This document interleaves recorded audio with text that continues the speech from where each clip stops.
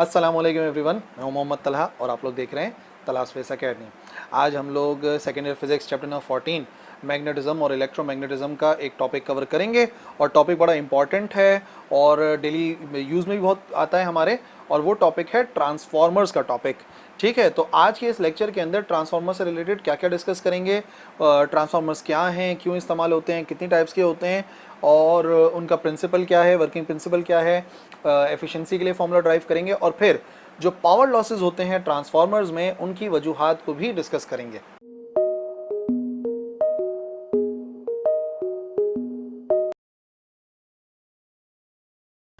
Transformer क्या है? एक डिवाइस है which makes use of mutual induction for stepping up और डाउन एंड ऑल्टरनेटिंग ईएमएफ।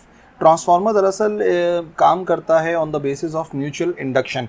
ठीक है, म्यूचुअल इंडक्शन पर पूरी एक हम लोग वीडियो कवर कर चुके हैं, लेक्चर कवर कर चुके हैं। अगर नहीं देखा तो लिंक ढूंढो, मिल जाएगा यहाँ पर आई बटन के अंदर, और उसको पहले समझ लो, और अगर वो समझ में आ जाता है तो फिर आप ट्रांसफार्मर समझ सकते हो। ठीक है, तो दोबारा से देख लो। ट्रांसफार्मर एक डिवाइस है जो कि यूज़ करती है म्यूचुअल इंडक्शन को। ठीक है, एक वायर के अंदर करंट के चेंज होने की वजह से दूसरे में ईएमएफ का इंड्यूस होना, इन शॉर्ट म्यूचुअल इंडक्शन कहलाता है। और ये क्यों म्यूचुअल इंडक्शन को यूज़ करके एक्चुअली करता क्या है? ये स्टेप अप करता है, ये स्टेप डाउन करता है ऑल्टरनेटिंग ईएमएफ को, यानी कि वोल्टेज को बढ़ाता है या कम करता है, दोनों ही काम करता है ट्रांसफार्मर। और ये काम करता है on the basis of mutual induction. Construction देख लो। कंसिस्ट करता है दो कॉइल्स होते हैं इंसुलेटेड कॉपर वायर, यानी कि होते तो वायर हैं कॉपर से बने हुए, लेकिन उनके ऊपर रबड़ होती है, जैसे आप लोग नॉर्मल वायर्स देखे होंगे। सो इंसुलेटेड कॉपर वायर्स होते हैं। द प्राइमरी एंड सेकेंडरी, एक वायर को कहते हैं प्राइमरी और दूसरे को कहते हैं सेकेंडरी वायर। ठीक है, एक के ऊपर लपेटा हुआ होता है या फिर अलग अलग भी हो सकता है, जैसे कि यहाँ पर फिगर के अंदर नजर आ रहा है अलग से है, लेकिन होता किस पर है? On laminated soft iron core. ठीक है, सॉफ्ट आयरन कोर के ऊपर लपेटा हुआ होता है। सॉफ्ट आयरन कोर की खास बात यह है कि इजीली मैग्नेटाइज और इजीली डीमैग्नेटाइज हो जाता है। ठीक है, ताकि फ्लक्स जो है वो लिंक हो सके। तो हम ये भी कह सकते हैं कि जो दोनों कॉइल्स होते हैं ये मैग्नेटिकली लिंक्ड होते हैं। ठीक है, यानी कि इलेक्ट्रिकली तो इनके दरमियान में कोई भी कनेक्शन नहीं है, लेकिन मैग्नेटिकली इनके दरमियान में रिलेशन है। अच्छा जी, और सॉफ्ट आयरन सिलेंडर हमने क्यों रखा, ये बड़ी इंपॉर्टेंट बात है, आप याद रखो। The presence of soft iron ensures that all flux associated with one coil also passes through the other, यानी कि एक कॉइल से जो फ्लक्स ताल्लुक रखता है वो दूसरे से भी पास होगा। और यहाँ से आप देख रहे हो कोर के थ्रू भी पास होता हुआ नजर आ रहा है फिगर के अंदर। तो ये एक फिगर नजर आ रही है आपको ट्रांसफार्मर की, जिसके अंदर एक वायर है, यहाँ पे देखो रेड से लपेटा हुआ है, इस तरीके से कोर के अराउंड हमने लपेटा हुआ है। और ये प्राइमरी कॉइल है, प्राइमरी वाइंडिंग कहलाती है, इसके नंबर ऑफ टर्न्स कहलाते हैं एनपी, और जो करंट यहाँ से हम फ्लो कराते हैं वो कहलाता है आईपी, और जो वोल्टेज होता है अक्रॉस उसको वीपी या ईपी से हम शो करेंगे। अभी आगे देख लेना डेरिवेशन के अंदर। अच्छा जी, ये जो दूसरा वायर है यहाँ पर उसको हमने यहाँ पर लपेट दिया, ब्लू से शो किया हुआ है, और ये सेकेंडरी वायर है। ठीक है, सेकेंडरी वायर है तो जो इसमें से करंट फ्लो करेगा वो IS होगा, और जो वोल्टेज होगा उसको हम VS या ES का नाम दे देंगे। ठीक है, तो ये आपको एक फिगर नज़र आ रही है ट्रांसफार्मर की। आगे बढ़ते हैं। सपोज एक ऑल्टरनेटिंग EMF है EP, जो कि हमने प्राइमरी के अंदर अप्लाई करा। मैंने बताया VP से भी लिख सकते हैं और इसको EP से भी शो कर सकते हैं, क्योंकि EMF है। Is applied to the primary coil, primary coil पर हम एक ऑल्टरनेटिंग EMF अप्लाई कर देते हैं। At some instant the flux in the primary coil भी फाई से शो कर रहे हैं। ठीक है, और जो बैक EMF है जो कि हम फाइंड करेंगे यहाँ पर, जो कि म्यूचुअल इंडक्शन के अंदर ऑलरेडी हम डिस्कस कर चुके हैं, जो EMF इंड्यूस होगा उसका फॉर्मूला ड्राइव कर लेते हैं। तो जो प्राइमरी कॉइल का EMF है वो बराबर होगा -NP delta phi over delta t. ये लिखा हुआ है Faraday's law of electromagnetic induction, जिसके मुताबिक EMF बराबर होता है नेगेटिव ऑफ जो भी उसमें नंबर ऑफ टर्न्स हो कॉइल के, और rate of change of magnetic flux through it. तो क्योंकि हम प्राइमरी कॉइल की बात कर रहे हैं तो EMF को लिखा EP, और नंबर ऑफ टर्न्स भी प्राइमरी के लिखे NP, और जो फ्लक्स चेंज हो रहा है वो हो गया delta phi over delta t. और नेगेटिव साइन तो याद होगा, ये लेंस लॉ की वजह से आता है, तो यहाँ पे भी इसी वजह से। Let's say this is our equation number 1।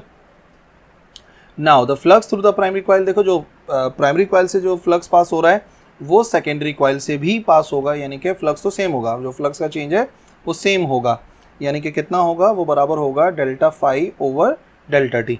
यानी कि प्राइमरी कॉइल से भी जो rate of change of flux है वो भी इतना ही है और सेकेंडरी का भी इतना ही है। तो फिर अब उसका बैक EMF किस तरीके से लिखेंगे, जो कि सेकेंडरी के अंदर इंड्यूस हुआ है वो हो जाएगा ES, ठीक है ना। सेकेंडरी की जगह पर EP की जगह पर हमने कर दिया ES is equal to negative, वही लेंज लॉ की वजह से आया, NS यानी कि number of turns in the secondary coil. और बाकी जैसे कि आपको बताया कि जो rate of change of flux है वो प्राइमरी और सेकेंडरी में सेम रहेगा, तो इसको नाम दे दिया हमने इक्वेशन नंबर 2। और याद रखो NP था number of turns in the primary coil और NS का मतलब हो जाएगा number of turns in the secondary coil. Now क्या करते हैं, डिवाइड कराते हैं इक्वेशन नंबर 2 को इक्वेशन नंबर 1 से, तो हो जाएगा ES डिवाइड बाई EP।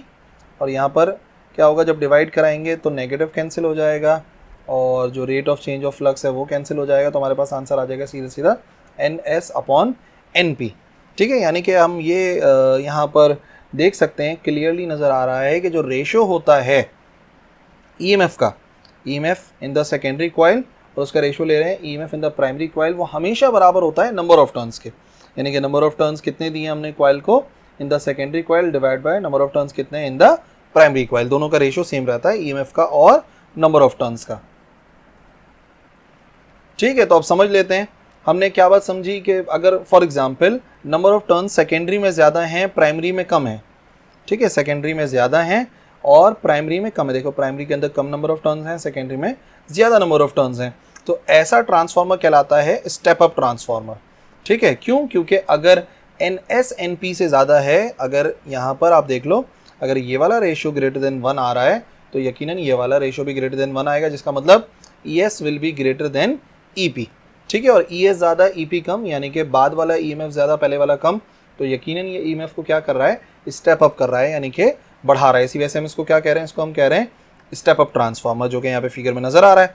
और ये वाला देखो जो नीचे बना हुआ है, ये एक स्टेप डाउन ट्रांसफार्मर है। स्टेप डाउन है क्योंकि आप देखो नंबर ऑफ टर्न्स प्राइमरी में ज़्यादा है, सेकेंडरी में कम है, यानी कि NS is less than NP, जो नंबर ऑफ टर्न्स है सेकेंडरी के वो कम है प्राइमरी के, यानी कि जो रेशो आएगा यहाँ पर NS अपॉन NP का वो 1 से छोटा आएगा, ठीक है। कुछ पॉइंट्स में आंसर आएगा, और अगर ये रेशो छोटा आ रहा है तो ये रेशो भी छोटा आएगा, और इस रेशो का छोटा आना जाहिर करता है कि जो EMF होगा सेकेंडरी कॉइल के अंदर, इसको हम शो करते हैं ES से, वो भी कम होगा EMF in the primary coil, यानी कि प्राइमरी कॉइल को EMF ज़्यादा दे रहे हैं, सेकेंडरी में कम मिल रहा है, तो इसका मतलब ये स्टेप डाउन ट्रांसफार्मर है जो कि EMF को कम कर रहा है, यानी कि स्टेप डाउन कर रहा है। अच्छा जी, अब ज़रा एफिशिएंसी के बारे में बात कर लेते हैं। व्हेन अ लोड, ठीक है, रेजिस्टेंस की बात की जा रही है जो कि हम कनेक्ट कर रहे हैं अक्रॉस द सेकेंडरी कॉइल, लेकिन जो कि हम चीज़ रन करना चाह रहे हैं उस ट्रांसफार्मर से, तो जो भी लोड या रेजिस्टेंस हम जोड़ेंगे तो उसमें से करंट फ्लो करेगा IS, जो कि मैंने पहली फिगर में भी बताया था। Suppose that the current in the primary coil is IP, और जो पास हो रहा था प्राइमरी से हो जाएगा IP, ठीक है। तो अभी आगे बात देख लेते हैं। ट्रांसफार्मर कहलाता है 100% एफिशिएंट अगर पावर आउटपुट बराबर हो पावर इनपुट के, यानी कि जो सेकेंडरी कॉइल के अंदर पावर है वो बराबर होनी चाहिए प्राइमरी कॉइल के अंदर पावर के, ठीक है ना। आउटपुट मिल रहा है सेकेंडरी में और इनपुट मिल रहा है प्राइमरी में। और आपको पावर का फॉर्मूला तो पता है, पावर के 3 फॉर्मूले हैं पावर डिसिपेशन वाले, तो उसके अंदर हमें पता है कि जो सिंपलेस्ट फार्मूला है वो होता है वोल्टेज मल्टीप्लाई बाय करंट, यानी कि V इंटू आई। और यहाँ पे उसी तरीके से लिखा है, जब पावर आउटपुट की बात कर रहे हैं तो करंट भी होगा सेकेंडरी का और वोल्टेज या EMF भी होगा सेकेंडरी का। तो ये किसके बराबर होना चाहिए, ये बराबर होना चाहिए पावर इनपुट यानी कि जो प्राइमरी में है, तो करंट भी होगा प्राइमरी का, ठीक है, इसी फॉर्मूले के मुताबिक, और EMF या वोल्टेज भी होगा प्राइमरी का। तो ये वाली कंडीशन याद रखो, हम इस्तेमाल ही सिर्फ तब कर सकते हैं जब बात हो रही हो एक आइडियल ट्रांसफार्मर की, यानी कि जिसकी एफिशिएंसी कितनी हो, 100% हो, ठीक है। तो इस केस के अंदर हम जो है वो सिर्फ इस्तेमाल करेंगे अगर एफिशिएंसी 100% हो।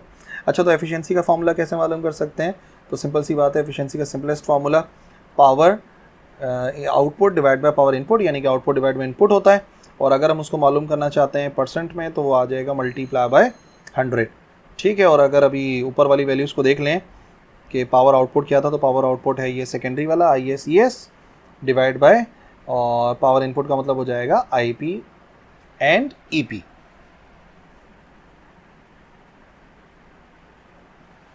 अच्छा जी, तो अब देख लेते हैं कि पावर लॉस जो होता है ट्रांसफार्मर में, जो कि एक बहुत बड़ा इशू है, वो किस किस वजह से होता है।